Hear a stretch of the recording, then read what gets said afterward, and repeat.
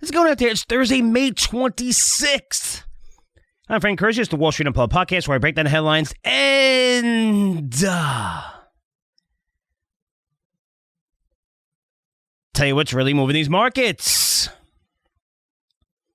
Guys, on Tuesday, Curzio Research announced the largest land deal in Metaverse history, where we're paying $5 million for 19 commercial real estate properties inside a TCG World Metaverse. That's the largest open world 4K Metaverse. This is a partnership with TCG will own equity in Curzio Research. Yesterday, I talked about why this deal was a game changer for our company, having real estate in a premier Metaverse. We built our headquarters, first in our industry to do so, which is awesome. Had the opportunity to lease the rest of our commercial real estate to big retailers, other companies, as this Metaverse grows and gets more popular. Also, since it's actually a partnership, right? So TCG is going to be an investor in our company. That's what they wanted. That's what we wanted, right?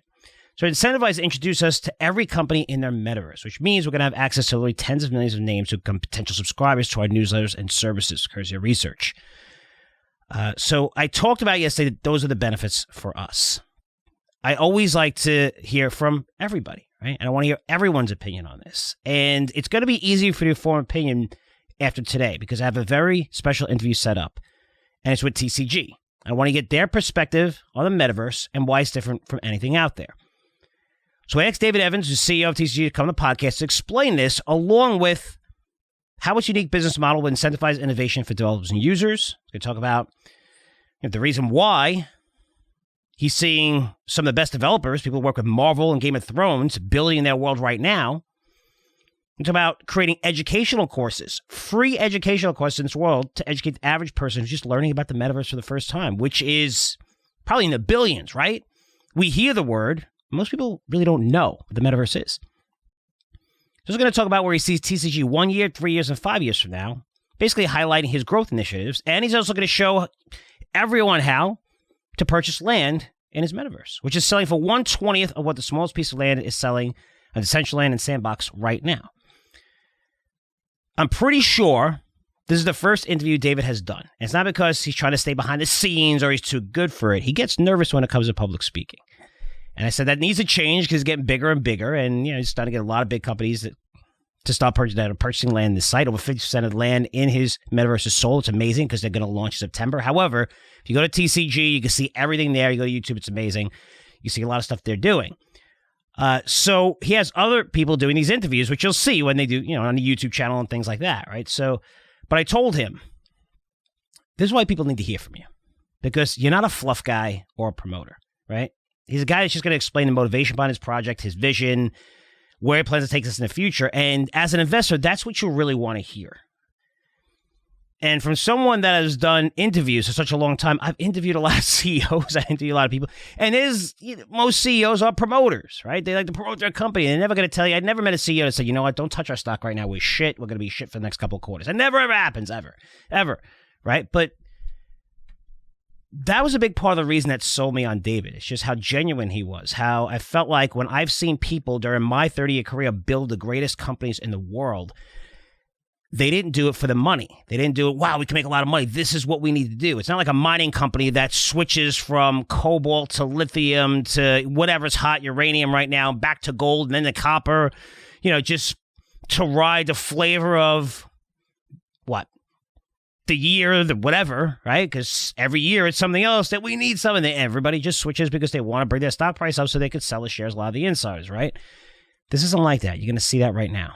And from someone who's interviewed a lot of CEOs, that's really what sold me here, is his vision, how clear it is, what he's looking to build, a true metaverse. And I think you're going to get pretty excited. It's a great interview for anyone who wants to learn more about this topic, which, by the way, if you watch the CNBC, you saw Anderson Horowitz just announced they raised $4.5 billion. Now, in this market, $4.5 billion. By the way, you see metaverse investments in crypto at all-time highs, raising billions, right? So they raised $4.5 billion for Web3 investments, companies like these, right in this market. Right, they're the largest venture capital firm, I believe, in the world, right? One of the best in terms of performance. That's all over Davos and stuff. It's all over CNBC now. But when you look at the metaverse and people explain it, You're going to hear from David right now how it's much different. It's not what Facebook, Fortnite, big tech is doing right now. That's not the metaverse. You're going to learn a lot more about the metaverse interview and why its potential, similar to internet, is limitless. And here's that interview right now. David Evans, how's it going? Good. How are you, Frank? Good. Thank you so much for joining us. We are doing a special deal right now. I'm very excited about, and people hear from me, and my audience hears from me, and what they're hearing from me is related from our conversations. And to me, you're one of the smartest people when it comes to the metaverse, and just to see what you've accomplished. And for me, a research guy comparing it to every other site, I was just blown away by your company, TCG World, which is why we partner with you. We're doing a big deal with you guys, but let's start from the beginning. Like when did you see the metaverse as a big deal, and what made you get into this trend? What was it? What was the inspiration for you to be like, hey, you know what? I really need to build something because I'm seeing it's different from everything else that's out there. Yeah. So we actually launched in May last year, so May 2021. And when we launched, there were no other metaverses. Metaverse wasn't a trend. There was nothing else available on the market other than one other company that had a virtual world, we'll call it. And what we set out to do was to create not just a metaverse, but a virtual world with a gamified experience. So one of the biggest factors, I've been a gamer for 25, 30 years in a sort of a light fashion. But to me, in order to maintain people's attention, you need something that is going to entertain them and draw them to be in the metaverse. So having a virtual world compared to a metaverse are two different things. So a metaverse has to have a reason for people to be there. So you have to have your entertainment. You have to have your gamification. You have to have your social aspects, your commerce, and people have to feel compelled to be there and have a reason, whether that's financial reward, to be within the world. So what we set out to do was to build a downloadable game. So similar to all the games that we've played over the last 20, 30 years, Zelda, GTA, Sims, all the different games that grab your attention and want you to be there, but provide financial reward from doing that. So we'll compare it to Fortnite for now. So Fortnite is on, everyone's mind. Everyone plays Fortnite, hundreds of millions of players. And when you buy items in Fortnite, they're linked to your account. So you get kids spending thousands of dollars a month on avatars, skins, weapons, all these different items within the game. But because that's a game, that's tied to their player account. Now, with a metaverse, anything you buy within a metaverse is fully tradable. So whether that's still the skins, the avatars, the in-game items, or now you're developing into the sort of sim style, build a home, and then you can resell a home within the metaverse. So because everything's on the blockchain as an NFT with limited rarities, you can resell anything on your player account to somebody else through the marketplace. So the idea was to provide a platform, a marketplace, and a game with all the different social aspects of a metaverse that allow for people to live, work, and educate within a single world. With that said, and this is why I love it, because I know you don't do interviews a lot and you leave that to some of the media personalities. And I love that about you, because even you were like, well, there's one company out there and you're not about. One of the things that I got really attracted to in terms of your company was you. And, you're not like this high flashy guy saying, hey, you got to buy this. This is the biggest thing ever. And you never talk about the competition in a bad way, which I always think is very good. I hate talking to companies, especially for the first time, and like, this sucks, and this is why we're going to beat them, right? It's like a respect to the industry saying, I know I could build something better. When it comes something to different, not so much better. So look, there's always going to be lots of different products and lots of people will like those particular products, but to have a vision and have people that support that vision, which we have, and grow into that is more important than saying, it's not better than anything, it's different, because we've gone with a different view and a different outlook to produce what we see as our vision. So it's not direct competition because it's different products. It's different platforms, it's different ways of integrating.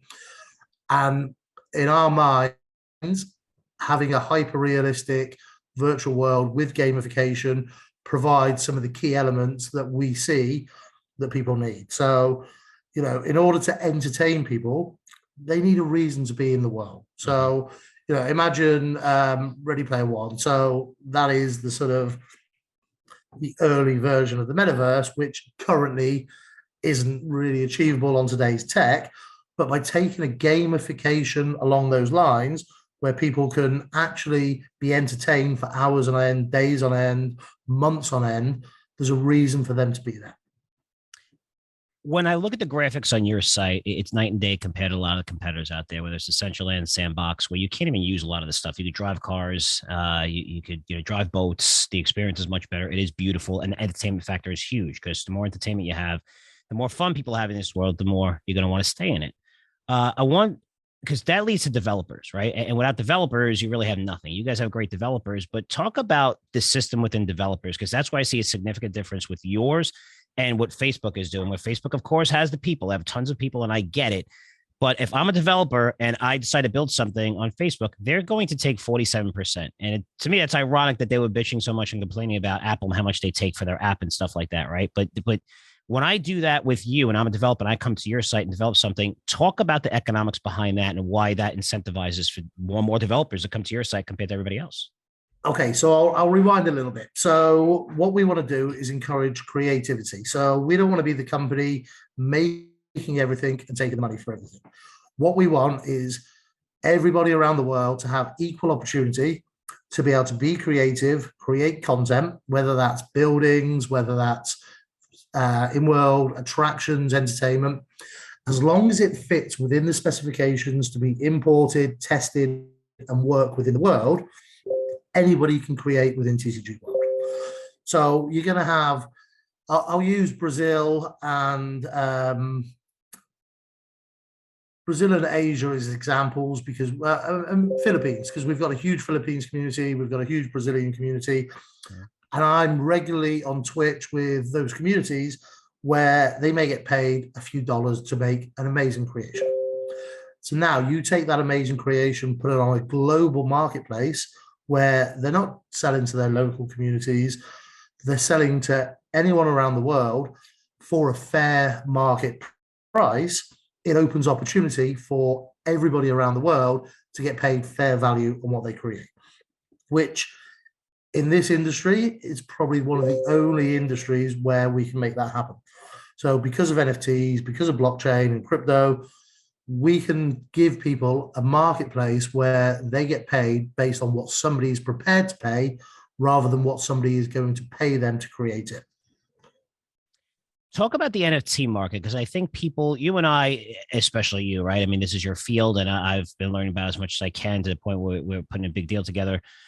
But for the people out there who are looking at NFTs and they see these, Bored Apes or, a lot of craziness, and that's actually, one of the better ones, but, it's digital art and, what it was for selling for was crazy at the top of the crypto market. So when people look at NFTs, I think that's the definition of NFTs. Like they're looking at saying, okay, this is a market and it looks like a fad and it kind of blew up. And now a lot of these things, you change your freckle on a face or something and you want to charge, the same price or a little bit less. And talk about the NFT market. And for me, it's revolutionary, but I feel like sometimes I have difficulty explaining it especially when you see what it's being used for now compared to what it's going to be used for in the future. Yeah. So look, NFTs really exploded in 2021. They were around for many years before, but it was only really the mainstream that sort of started in 2021. And remember, Bored Ape Yacht Club, for example, is only just a year old. And the things they've done are absolutely amazing within the industry. They've built up a really strong community and a really strong brand behind what they've done. And a few others that have as well. But everybody needs to understand that for an NFT now, you need utility. So if you're launching an NFT project, you want your community to feel welcome, that whatever they invest in is going to benefit them long term. So we launched a range of dragons on OpenSea. And the first week, we limited everybody to two downloads or 2 mints per wallet. And we minted 6,000 in a week. Then the second week, we opened it for another 3 per wallet, and we minted 4,000 in 2 hours. Because everybody that is in our community knows that within TCG World, those dragons are going to have a utility, they're going to get future benefits, they're going to become in-game items that are usable. So all of a sudden, your NFT that you mint for $20 to $50 has now an in-game experience that you can experience. And a lot of people have traded those dragons for in excess of $1,000, $2,000, but a lot of people are collecting them so that they can use them within the world. So something that was free that we gave to everybody and they just paid the minting fee is now trading over $1,000. Explain to people out there what the world's going to look like, because I think sometimes people think this is just going to be a game where you it's going to be a lot about a game. But for me, you could make it a game. You could go see race cars. You could just explore the beautiful. I mean, you're making this incredible, which you guys could see at TCG World. You can go online and check it out yourself. Or you can go into, a certain concert you could see. For me, it's, just thinking about the companies who have invested in your platform already, who have land. And then you have like investment companies that are coming in where you can have special classes or things. But it just seems like there's something for everybody where it really is it's a world. It's not just a game. I'm going to be entertained so many different ways. How are companies viewing this from your point of view? Because, what I'm seeing right now is your site is scheduled to officially launch, right? September. I've been saying September, October. I always give people a little bit extra because how crazy it is. But you guys have been updating every single month and providing amazing updates and videos you can watch on YouTube. When that opens up, like what could people expect? And are you seeing a lot of demand come in now to the point where, because it's now you're seeing it develop. Now people can go there and see what's going on, and you see the quadrants and everything. I explain what's going on right now compared to what you were seeing maybe 6 months ago. Yeah. So look, the initial roadmap was a sort of low poly open world experience where, when we first started, we were using low poly assets to test and sort of push the boundaries of what we could do. And now, 12 months later, we've got a hyper realistic world with 4 different regions. So we've got North, East, Asia, and Forest. Each of those regions has its own city. And the idea is you've got 25,000 residents around each city. Each city has its own epicenter where you have your businesses, where you have your events, so people can go and explore the cities. And you may have, different types of commerce within each city. You may have them in each city. But the idea is that you go to the city for your sort of city living. Then when you want to relax and go out and build your own home and socialize with friends and family, you go back to your own sort of property within the metaverse. But what we want to do is create a Disney-like experience around everything we do. So whether you want to come in and tour the properties for sale, we have virtual real estate agents, most of which are real estate agents in real life that have now transferred over to the metaverse. And we want them to provide an experience. So you're not just walking into a metaverse and trying to find a property in this huge open world. You've actually got a tour guide that will take you around, and you may want to live on a beach. You may want to live in the mountains. You may have a dream of what your property will look like. And if somebody's already built it, the real estate agents will have the knowledge to take you around to properties, showcase the properties, and work with you in an experience in world that you would expect in real life. Yeah, that's incredible. I mean, just picturing everything coming together. When did you really feel like you were onto something big? Because when I compare you, and I'm going to say it, I know you wouldn't say this, but when I go to Central Land, I was there for about 20 minutes. Definitely less than a half an hour, and the experience wasn't good. It was, I was like, oh wow, it's easy to do. I want everybody here to do that. Go to the Decentraland, go to Sandbox, and then go to the TCG World and just look at the videos. But once you guys launch it, it's the graphics are different. You could use different things, right? Like the cars you could drive, you can get every place, right? Whatever planes. But when did you realize that you guys were like you hit that part where you're like, wow, this is really, really big. And this is, I feel like we're really making progress here. We're better than everybody else, but in just the metaverse in general, because for me, in this type of market where everything's really coming down, the amount of money still pouring into this thing and how fast this is happening, really, I was surprised. Usually I'm into trends very, very early. And that's one of my mistakes. I just get excited. I'm like, wow, this is great. And it takes a little while to develop, even though our security token took a while to get going. And I realize it's the future of the capital markets. But when did you start realizing, like, holy shit, this is really coming right now, and we are like in great position? So it was probably around September, October when Facebook announced their change to Meta. Mm-hmm. Then all of a sudden, everybody started to realize that Facebook was building a metaverse or going to build a metaverse that was 3 to 5 years away. Other companies started to develop metaverses, but we were already 6 months into development and we'd already gone through all the testing, all the improvements, and we'd realized what works, what doesn't work. So now we know what we can produce, and we are hopefully 6 months ahead of anybody else. And we're not building to rush the product and get the product out as quickly as possible. We're building to hit what we see as the vision for the metaverse. And there's so many different aspects to the metaverse. We've touched on a few, but a few other key ones other than entertainment and revenue for people playing is education. So we've partnered with several different education providers.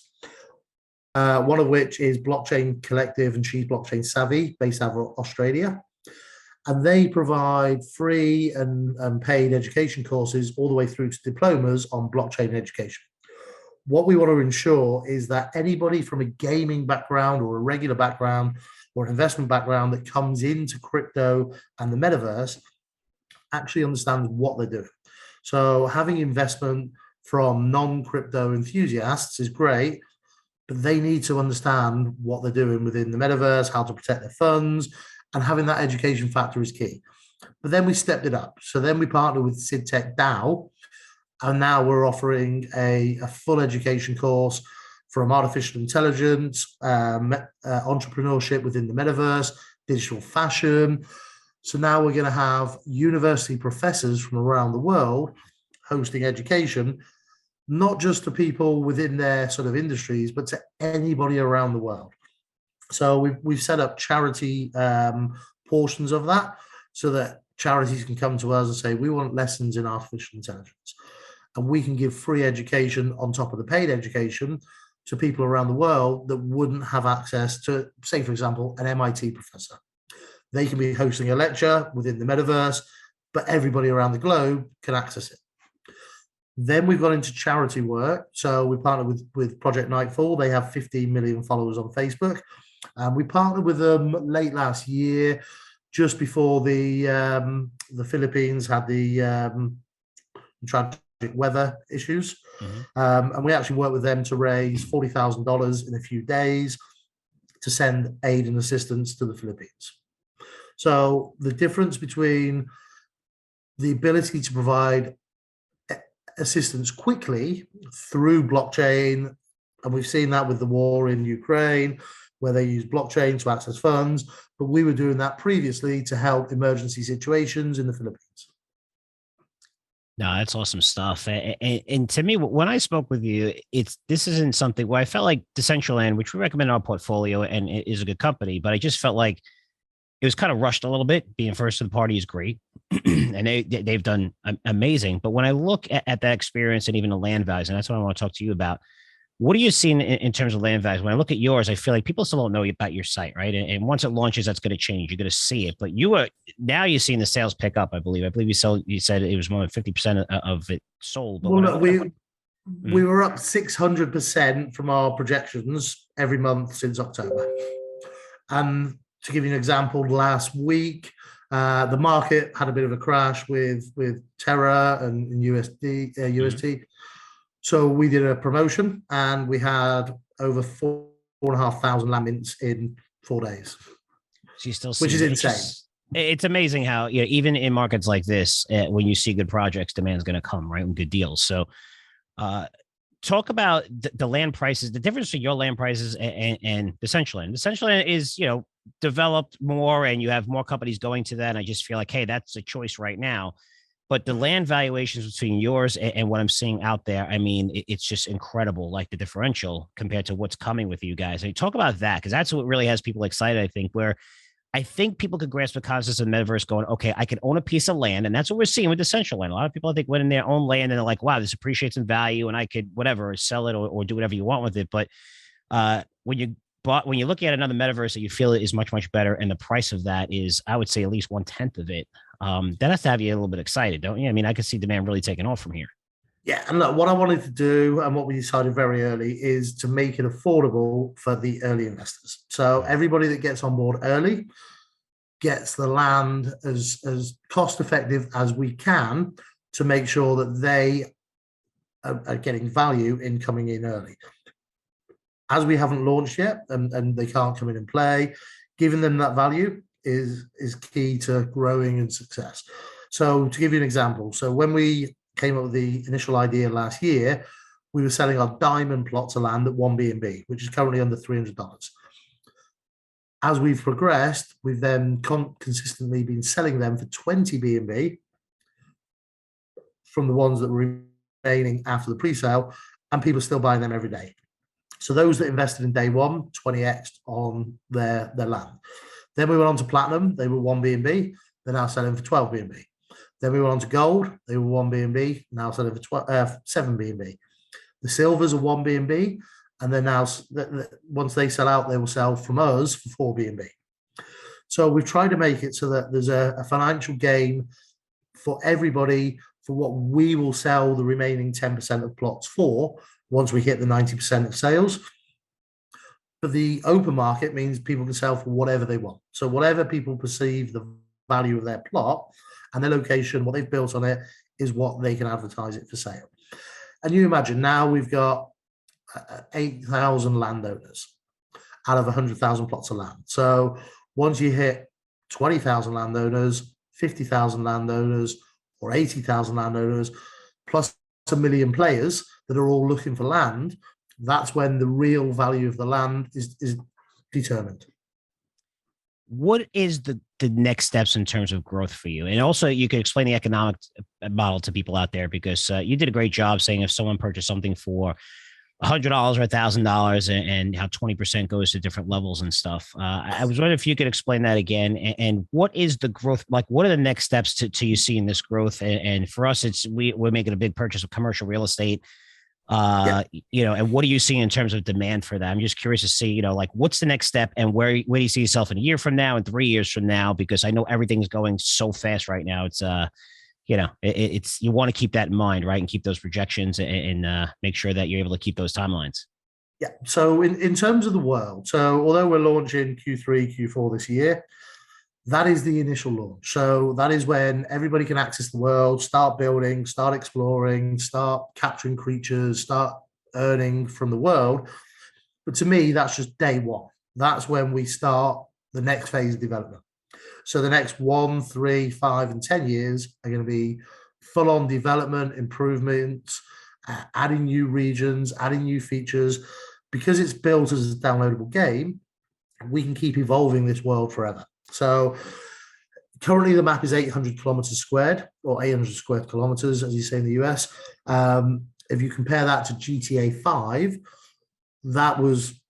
it's 20 times larger than GTA 5. So you can imagine the scale of the world. Mm-hmm. So in order to make the world successful as an economic point, we don't look at the market cap of the coin. We don't look at the coin price.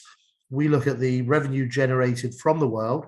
So that's in-game purchases, that's people buying, upgrading, trading. We'll have a percentage of 5% of royalties for every transaction for property selling to other people. So that builds up a fund for the economy.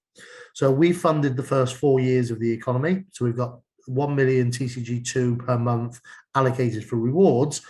But in order to give out free money, you have to generate revenue to provide liquidity. Mm-hmm. So we split it into 5. 20% goes into auto sell for liquidity.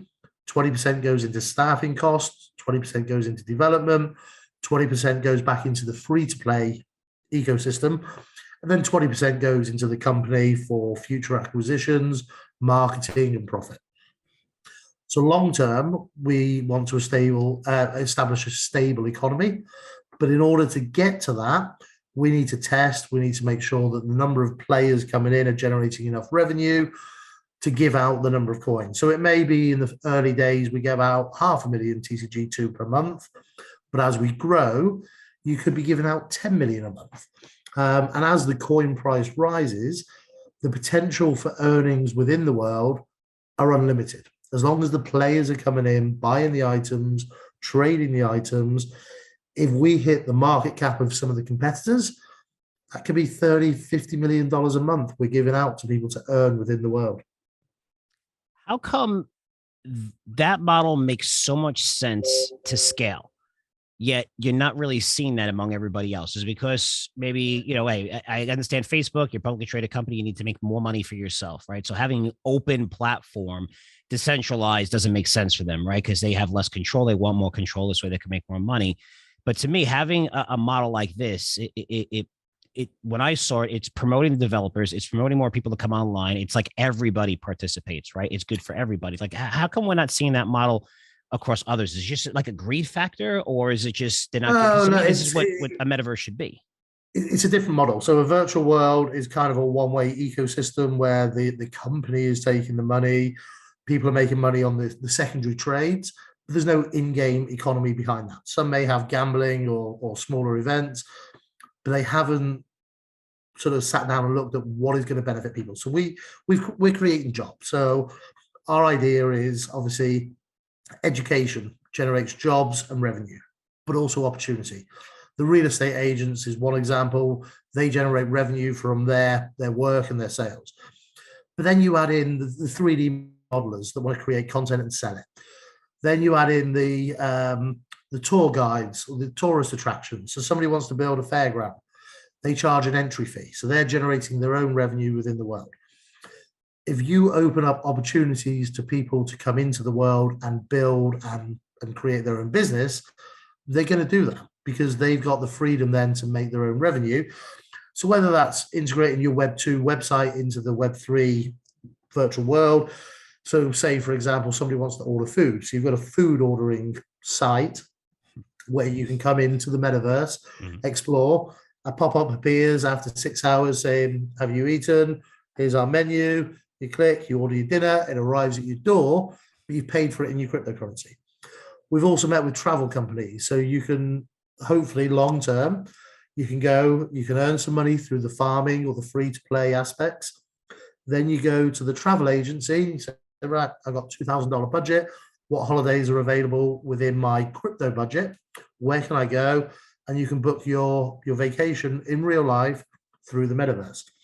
So by creating multiple opportunities for people to create businesses within the world, that then creates the economy rather than the company or the game taking all the income and relying on the secondary market. We're relying on the people creating the businesses to then generate their own income and create essentially a GDP. That's fascinating, man. Seriously. I know you don't like doing interviews, but you need to do more interviews because that is fascinating. Thank you. No, but people can tell it's not. I don't want to say it's in a bad way when when people say, well, it's not about the money, but it's about the big idea. And every time I've seen big trends, like even with Zuckerberg, I don't care if you like him or not, he wasn't like, wow, I'm going to be a billionaire doing this. That wasn't his idea behind Facebook, right? It was like, we need connection. People need to connect. We need you networking, and it was a much bigger thing than that. And to see this level of how you're thinking about it longer term, was saying, oh, we can make this much money in the first 6 months, and it's more about here's where we want to be, and to get there, this is what has to happen. And that's what attracted me to it, as someone who looks at business models for 30 years. And I'm fascinated by this. But obviously, with doing this deal with you can see I'm fascinated by it. But if someone wants to learn more about TCG, and again, these are people from my list where, we're from Wall Street, but they know the metaverse. They may know about purchasing land, but not too much about NFTs and actually going into this world. Where could they learn about this? And you talked about educational courses. When will those be available? They've been running for months. So we've had that up and running within our communities. Look, I'm active 15, 16 hours a day in Telegram, but so what we did, so just rewinding again. So rather than building up and hyping the product without the team, without anything else, and just becoming a crypto pump and dump, we funded everything to start with. So I funded it, and then we started generating some revenue from the community for land sales. So we've never had to reach out to VCs. We've never had to have investment in the company. We've managed to maintain control of everything. So what we did is we put together a very strong team of investors that pretty much work a lot, 10 hours a day as moderators, as trainers within the community. So we've got really strong teams on Telegram, Discord, Facebook, Twitter, where anybody that wants advice, anybody that wants help can come there and speak to one of the team. And if anybody wants to jump on Telegram, I get probably 400 or 500 DMs a day, and I reply to everybody. So if anybody wants to come and chat to me, no, it will always be open. So look, I love to be involved with the community, helping the community. I get so many proposals every day of what people want to build within the world. And we have to, respect the timelines of when that's going to be possible. But I like to help everybody out and make them feel welcome within the project. And I have a great team assisting me. So the team will always be there in the chats to help everybody. Just watch out for scammers, because crypto is rife with scammers, and we're no different to every other project. Always ignore anyone that DMs you without your permission. No, it makes a lot of sense. It makes a lot of sense. And even like the emails and stuff like that, for me, I'm always like, hey, email me. And then as you get bigger and bigger and more come in, it's like, I'm trying to answer as many emails as I can and be there for you. But it's cool that to see, how hands-on you are and understanding that concept, where that's one of the things I realized with crypto, and trying to merge crypto and Wall Street and be in the middle of this, which is very difficult, which we found even through the security token, is when people are coming from crypto, they don't do a good job explaining things. It's very technical, and things that I have to read 4 or 5 times, that even when I'm familiar with what they're doing, being like, okay, what's the value of this token? What's going? So just understanding that concept, and in order to get people in, you have to educate them. I mean, that's a big deal of getting more people to your site, which is really, really exciting. Education is the number one priority. We don't want people to come in and invest or buy without understanding their investment and understanding how they're going to long-term sell their investment, how they're going to protect their investment along the way. Crypto is a different market to Wall Street Bets, but also it has a lot of similarities, and a lot of the followers for Wall Street are now coming into crypto as well, and kind of merging between the two. And I think long-term, we are going to see that sort of migration where crypto potentially may migrate into some sort of DApps with the option to purchase stocks from crypto. But for now, it is starting to merge, and we see that. We've already partnered with several Wall Street groups that are coming into crypto. No, that's great to know. And last question here, in terms of commercial real estate, that's something you can't go on your site and actually you'll see a price for. How are you seeing in terms of demand for us? That was a big deal, being like, hey, we want to be landowners, right? That gives us options. So, it gives us options to build our headquarters. It gives us options to lease it, to sell it when we want to build on it. Just so many different options. What are you seeing in terms of demand for that? Because again, that's not on your site, but yet you see, and I don't know how much you could say about that. And if you can, I understand, but that's what I think would be a question for people where, okay, what's the deal with the commercial real estate? I'd love to buy it, but I'm not seeing it available on your site, which means you probably have to talk to you first, but what kind of demand are you seeing for that? Tons. So we've been very selective with the commercial. So to me, the commercial real estate is the epicenter of each region. So that has to be the go-to, the city where everybody's going to go and want to visit retailers, visit commerce, have events and things like that. So we have been picky. We've turned some down, and we have a lot in progress, but we are getting recognition from a lot of big brands. We're meeting with a lot of big brands, and we're working with third parties to build out for big brands. So the announcements will come as and when we're allowed, but the cities are going to be very special. And it's nice to see, because when I said, hey, I want to do an interview, I'd like to do this for our investors, right, who want to learn a little bit more, hear more from the actual person, not just me, who's building this thing. But, you're like, well, maybe I should wait till I get back. And this way you could see, you always see like the nice bookcase with the whatever it is, right? All the books they read. And I said, right now you're in a hotel room, you're traveling, you're working, you're grinding. I said, that's what I want to see as someone that's investing in this, where, anybody have a nice background and say, I don't want to see that. I want to see, where you are, what are you doing? And for me, I really appreciate doing this interview, because I know you're traveling a lot, you answer a lot of calls. This helps our investors too, because for me, it's all about transparency. I need, just like you say, you're turning away brands, right? For me, I've turned away people where I think this isn't the right situation, because it is aggressive. It's a new industry. And I want to make sure, hey, this is my vision of what I see it, and this is where I want to go with it. And it's got to be, you know, something that you believe in over the long term, not short term. And the last thing here, I said that before last thing, but tell me why you've turned down those businesses. Because for me, I remember somebody asking you, hey, you know, I could put a strip place up here and stuff. And this was a very big deal to me with your response to that. And could you answer that question? Yeah, look, we've been asked to build all types of businesses. And to me, I've got 4 kids. So 4 young children. To me, family values, ethics come before anything else. So somebody could offer me $1 billion to build a strip club. It wouldn't happen.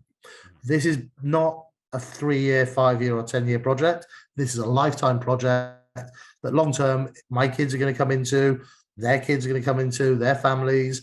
My wife's going to be, you know, exploring. My parents are obsessed with the project. So awesome. My parents have become stalkers of TCG World because they absolutely love everything we're doing. And they couldn't be prouder. But literally, all I get from my mum is, when can we come in? Like, you don't even play games, but they want to come in and explore the world. So yeah, to me, ethics and family values and having that sort of that vision where whatever we do is going to be for the benefit of not just the investors, but the whole community, everybody coming into the world, and not just a money grab to say, right, yeah, you can build that, and we're not gonna mind, because you're going to notice in some of the news articles, you see people, you know, having issues as females being abused within not just virtual worlds, but everything. Yeah. My wife's father was a policeman, very high up in the police force in the UK. So we, you know, paedophilia and everything is something that's very strong in our views that we want to protect against. So, but also we don't want kids coming in and being able to spend money that they don't have on parents' credit cards and things like that. So everything we do is about security, about safety, about family values, and about the community. So some people may not like that, but to me, that's more important than any money. Well said. Well said. And I guess we'll leave it there because that was so well said. We're going to leave it there. But David, thanks so much for doing this interview. I know you're traveling. This is going to help our investors to ask questions. And I said, you know what, let me do an interview with David this way. He can answer a lot of those, and I'll ask you personally, and they get a good feeling of you, because I know you don't do really a lot of interviews. So I really appreciate you doing this, buddy. Well, we've got a great team of streamers that love to do their interviews, Alex and Jace, and they just smash it. So they're much more lively than me. You did great. You were very lively and told it how it is, which everybody loves. So I'll talk to you soon, buddy, and looking forward to being partners with you for a very long time. Thanks, man. Thank you, Frank, and look forward to meeting everybody. Thank you. Take care. Bye-bye. As you can see, guys, David is not a promoter. Right? He's also doesn't take shots at competition saying, you know, we're the best. Nobody knows what they're doing. He just has, we're different. We're countless hours. I know, because he's on a different, I think they're going to Bahamas for a better tax structure, because I think in New Zealand, they're, you know, killing them in a tax structure. So that's where they're probably going to set their headquarters up.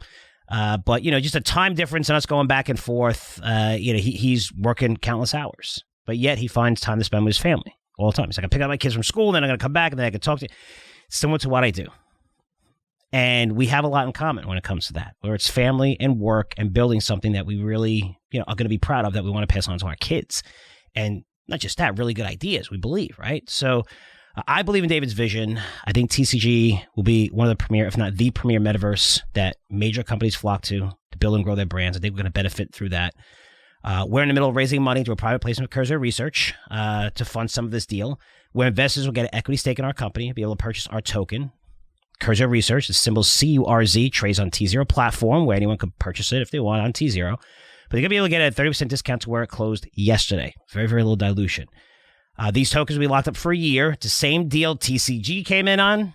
The same deal I'm coming in on, purchasing additional $200,000 worth of tokens, $200,000 worth of tokens, despite already being a large shareholder of the company. Tells you how I feel about this deal. And it's the same deal all new investors are going to come in at. So same deal across the board. You have to be accredited. It's $25,000 minimum, but we'll open up to all Curzio Research followers now. Okay, we opened it up. I want to see what demand was. Demand was very, very strong, and that's why we launched it. But there's still some spots left that anyone's interested. If you're interested in learning more, go to CurzioEquityOffer.com. It's www.CurzioEquityOffer.com. It's where you find all the details, subscription agreement. You'll be able to watch our video pitch deck. I think we're one of the only people that'll do a video pitch deck, because I needed, for me, it was easy for you to see what was going on. It's easy for me to explain, highlight it, show my screen. And it was really, really cool. I think a lot of people got a better perspective. And if you're interested, even after reading all that stuff, what you can do, again, www.curzioequityoffer.com. If you have any other questions, I've talked to a lot of shareholders. I say more than half of them already that had questions, and I talked to them, and some of them I didn't think the deal was great for them because they're like, well, if I need this money in a year and a half and stuff like that, I'm like, then this deal really isn't for you. This is something that, it's aggressive. We're still considered an early stage company. I like the direction of our company, management team. I love this deal, but this is something that you truly need to believe in and let develop over time. And that's why I'm not just going to say, hey, you know what, whoever coming in, you're not going to hear me sell you on it. I'm just going to answer your questions. If you want, I'll speak to you personally if you're really considering coming in. Again, I'll set up a call with you. You can email me at frank@curzioresearch.com. But again, all that information you can find www.curzioequityoffer.com. Again, you have to be accredited, $25,000 minimum. So guys, that's it for me. Hope you enjoyed that interview. Have a great, great weekend. I'll see you next week. Take care.